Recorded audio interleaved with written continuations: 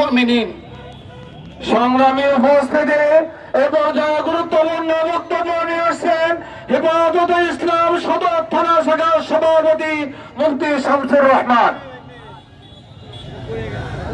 نحمده ونصلي على رسوله الكريم أما بعد فأعوذ بالله من الشيطان الرجيم بسم الله الرحمن الرحيم وأعدوا لهم ما استطعتم من قوة صدق الله المولانا العظيم। ফিলিস্তিনে এখন বর্তমানে যা চলছে এতে মনে হয় না যে বিশ্বে কোনো মানবতা এবং আইন আছে।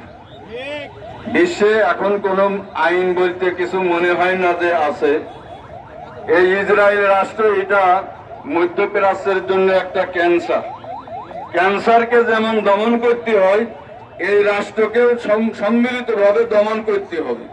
আর এই দমন করার জন্য 4টা ব্যবস্থা নিতে হবে। 1 নম্বর হইল জিহাদের পরিকল্পনা সংকল্প। আল্লাহ রাসূল বলছেন যে মুসলমানের অন্তরে জিহাদের তামান্না নেই তার নিয়ত নাই সে মুনাফিকে মৃত্যুবরণ করবে।